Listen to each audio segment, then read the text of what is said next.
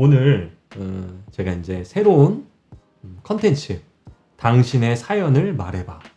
그래서 한 분이 이메일로 자기가 놓여져 있는 상황을 저에게 보내주셨어요. 아마 이 영상의 썸네일은 이 남자는 뭐하는 사람일까요? 라는 주제로 영상을 찍어볼까 합니다. 여러분들이 이 사연을 말할 때 여러분들의 의견들을 댓글로 달아주시면 아마 이 사연자가 이 방송을 보고 자기에 대한 마음을 좀 정리할 수도 있을 것 같고 힘도 얻을 수 있지 않을까라는 생각을 해봅니다. 저는 참고로 이 사연자와 통화도 했고 이 상황이 어떻게 돌아가는지에 대해서 저는 이해하고 있어요. 그래서 이분이 보내주신 사연을 제가 읽어드릴 테니까 여러분들 귀를 좀 기울여 주시고 여러분이 이 사연자라는 생각을 가지고 이 내용을 한번 들어봐 주셨으면 좋겠습니다.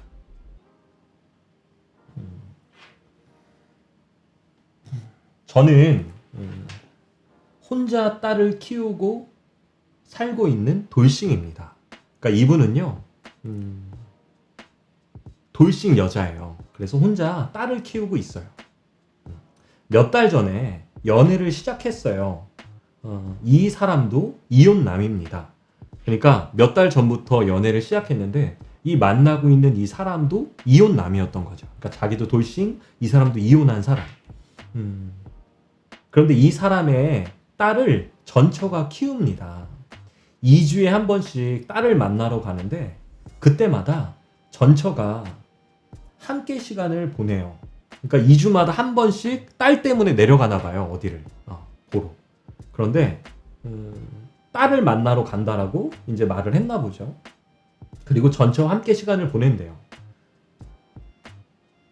한마디로 그 이혼을 했지만 세 식구가 같이 시간을 보내는 거겠죠. 집에서 셋이 같이 있기도 하고 밖에서 놀기도 합니다. 저는 이게 신경이 쓰이고 불안합니다. 근데 여기서 좀 덧붙이자면 뭐냐면 이분이 이 남자분과 연애를 하면서 이 와이프 되는 사람과 이제 이혼이라는 것도 이혼 소송이 길어지잖아요. 그래서 거의 끝물에 이제 이분과 연애를 시작하게 됐고 이분은 이 사람이 이혼하는 것들을 옆에서 이제 지켜보고 기다렸던 입장이죠. 그럼 조정 기간이 굉장히 길거든요. 그것이. 그러니까 이제 서류만 이제 완벽하게 끝나면 이혼이 되는데 그것을 옆에서 지켜본 거예요.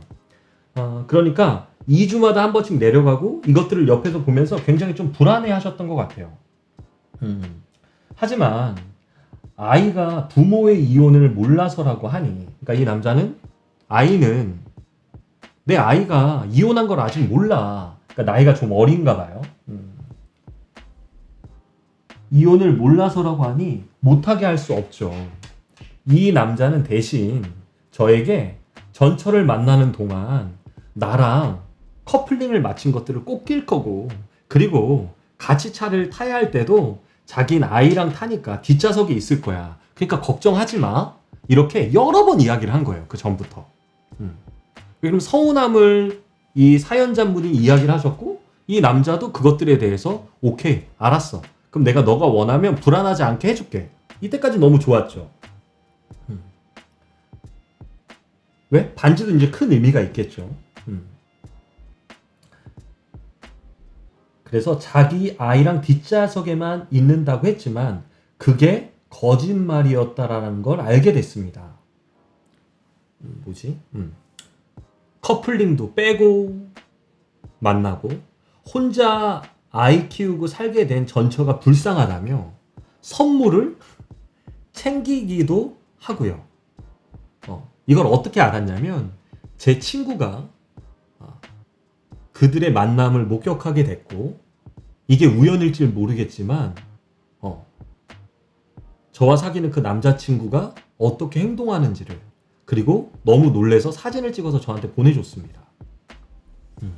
그런데 그 사진을 보는데 이 남자친구 손에는 반지가 없었고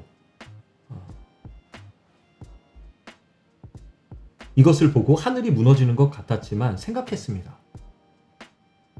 이 사람이 양단이나 그런 건 아닐 거라고. 그럴 리 없다고요.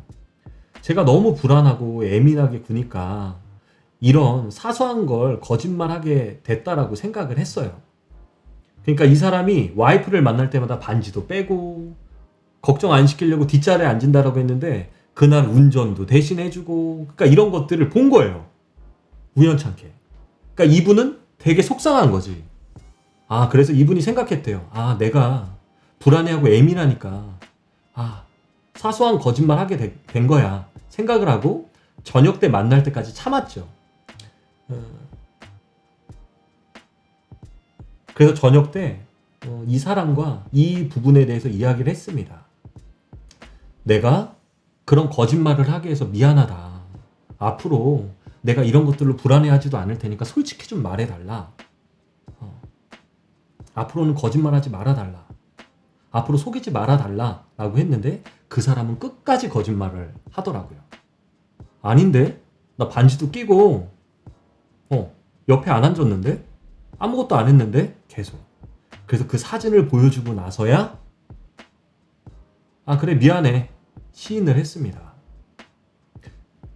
그런 글을 보고 헤어져야 되겠다라는 마음을 먹었는데 쉽지가 않아요.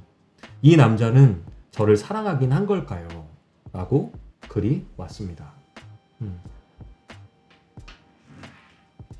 그러니까 사실은 여러분들은 어떻게 생각하십니까? 여러분들의 생각을 한번 좀 듣고 싶어요. 제 생각을 좀 말하자면 그러니까 반지도 끼고 이 와이프 선물까지 사주는 거야. 아마 그 선물이 뭐 립스틱인가 뭐 이런 선물이었던 것 같아요. 그러니까 비싼 선물도 아니야. 그 사소한 선물까지도 막 챙겨다 주고. 그러니까 이것을 몰랐을 땐 괜찮은데 알고 나니까 이 사람은 뭐지? 라고 해서 이 사연자분이 마음이 되게 무너져 있는 것 같아요.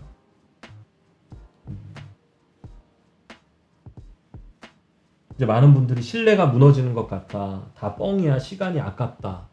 그러니까 사실은 이 남자에 대한 제 생각은 어떠냐면 사람이 어떤 행동을 할 때는 틀림없이 어떤 동기를 가지고 하거든요. 이 남자가 이 와이프를 사랑한다 안 사랑한다는 잘 모르겠어요. 제가 신이 아니니까. 하지만 적어도 이혼을 하고 지금 여자친구가 있고 같이 동거까지 하는데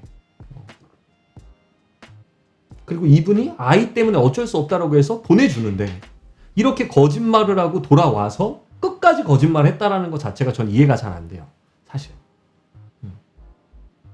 그래요. 아이 때문에 뭐 어쩔 수 없었다는 핑계를 대더라도 사실은 방구를 많이 끼면 똥이 나오는 것처럼 이 사람이 와이프를 이렇게 신경 쓰고 있다라는 것 자체만으로도 저는 뭔가 문제가 있지 않나. 그러니까 지금 내 옆에 있는 이 사람보다 와이프를 더 많이 신경 쓰고 있는 거잖아요.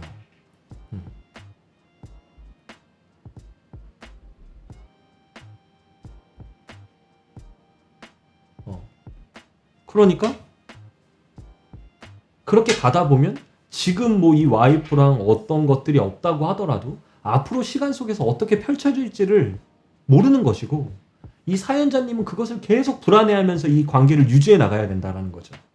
이게 가장 큰 최악인 것 같아요, 저는. 그리고 그 끝까지 밝혀지기 전까지 끝까지 거짓말했던 그 태도도 저는 좀 문제가 있지 않나라는 생각을 조심스럽게 해봅니다.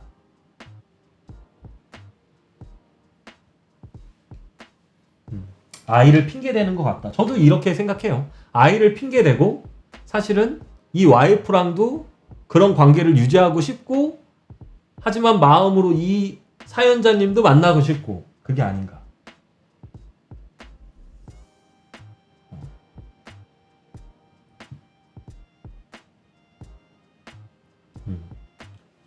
그래서 사연자님에게 제가 해드리고 싶은 말은